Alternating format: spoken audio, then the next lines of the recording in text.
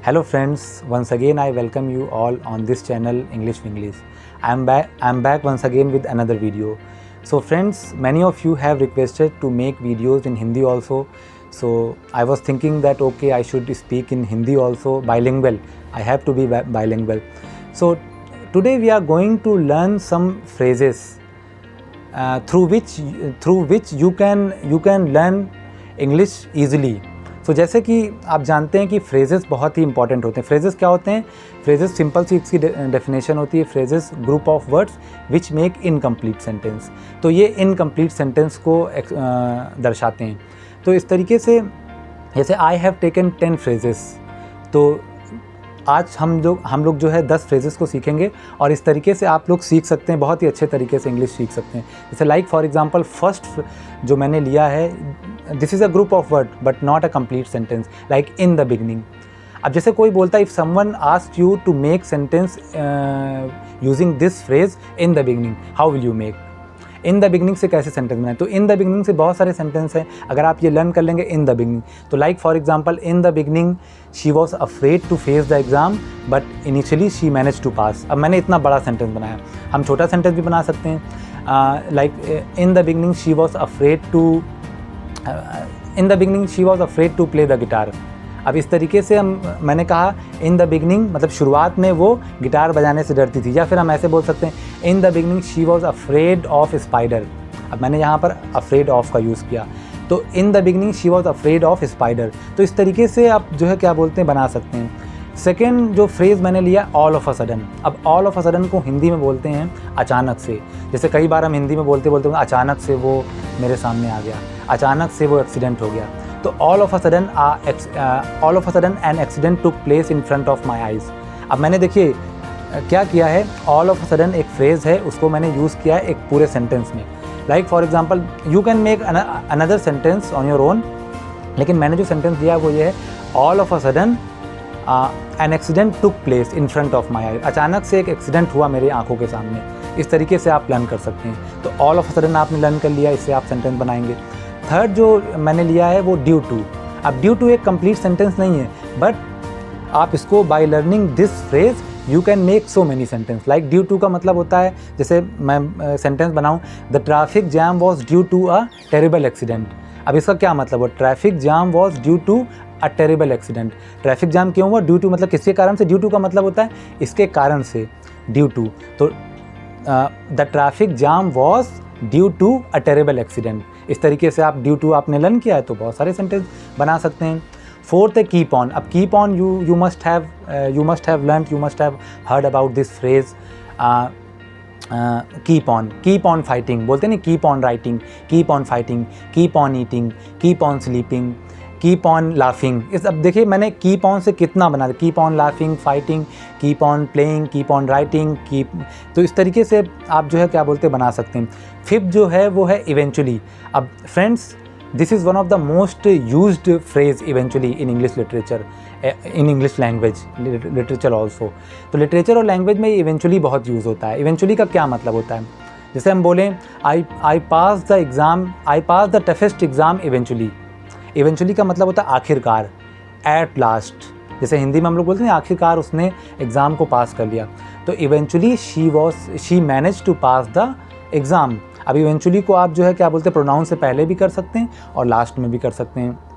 तो इस तरीके से आप लर्न कर सकते हैं. सिक्स जो मैंने आज लिया है, आज का जो phrase fond of, FOND fond, OF of, not OFF of, OF of. तो फॉन्ड ऑफ का मतलब होता है कोई चीज़ आप करना पसंद करते हैं. Like for example I am fond of playing guitar, she is fond of playing badminton, my friend Rahul was fond of playing video game.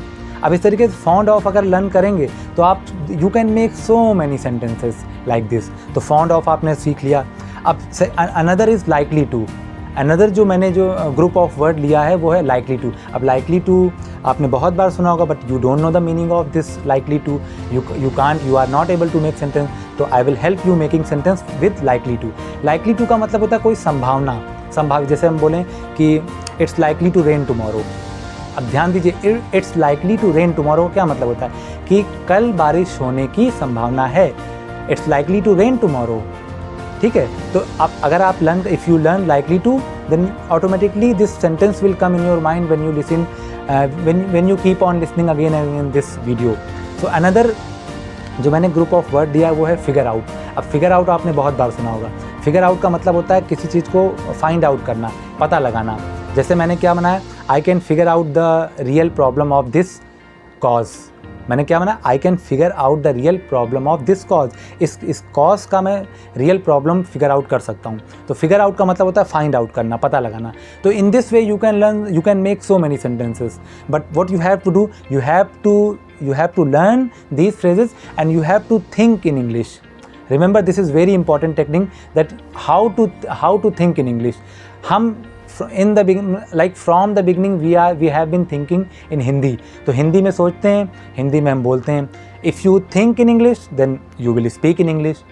That's the simple method. Another 9th one is by and large. By and large का मतलब होता है कुल मिलाकर। जैसे हम बोलते नहीं हिंदी में, कुल मिलाकर उसका परफॉर्मेंस अच्छा था। By and large her performance was up to the mark. अब मैंने यहाँ पर एक और फ्रेज़ यूज़ कर दिया, up to the mark. Up to the mark का मतलब होता है ठीक ठाक। बाय एंड लार्ज मतलब कुल मिलाकर। By and large my friend was able to face the exam. By and large मतलब होता है by and large my friend was able to face the interview. By and large मतलब कुल मिलाकर वो जो है इंटरव्यू को फेस करने में योग्य था। तो इस तरीके से आप लर्न कर सकते। Last but not the least, very very important, nevertheless. You must have heard this phrase nevertheless. Nevertheless का मतलब होता है फिर भी। जैसे हम बोलते नहीं, फिर भी वो जो है मैंने उसको इतना समझाया फिर भी वो नहीं माना। तो नेवरदलेस से एक सेंटेंस हम बना सकते हैं, the maths test was very difficult, nevertheless she manage to pass. मैंने क्या बनाया, the maths test was very difficult, nevertheless फिर भी शी मैनेज टू पास। मैंने एक यहाँ पर जो ग्रुप ऑफ वर्ड रखा है मैनेज टू मतलब किसी चीज़ को मैनेज करना। तो नेवरदलेस का मतलब होता है फिर भी। अब you can make so many sentences by using nevertheless, but what you have to do, you have to think. And friends, apart from this technique, I would like to tell you one more technique, LSRW. Last time I have shared with you LSRW. LSRW is a good method which you can use to speak fluent English. L stands for listening, S stands for speaking, and R stands for reading, and W stands for writing. LSRW is a good method, but first listening comes. The more you listen, the better you will be able to speak or express yourself in English. So friends, thank you so much for watching this video, but don't forget to listen this type of video again and again. मैं इसी तरीके से बहुत सारे video डालता रहूँगा, लेकिन आपको ये फ्रेजेस लर्न करनी पड़ेगी। देखिए, अगर आप इंग्लिश बोलना चाहते हैं, मैंने लास्ट टाइम बताया था, मैंने सारे वर्ड याद कर लिए थे। वर्ड मीनिंग से, डिक्शनरी से सारे vocabulary, glossary, word meaning, simple words and phrases, इस तरीके से क्लॉजेस, इस तरीके से ग्रेजुअली मतलब धीमे धीमे you will be able to comprehend, you will be able to understand the simple sentences. Once you understand the simple sentence, you will be able to express yourself in English. तो friends, thank you so much for watching this video. And मैं दोबारा जो है क्या बोलते हैं video को upload करूँगा और आप लोग देखेंगे, आप लोग सीखेंगे, लर्न करेंगे। Thank you so much, happy learning, bye.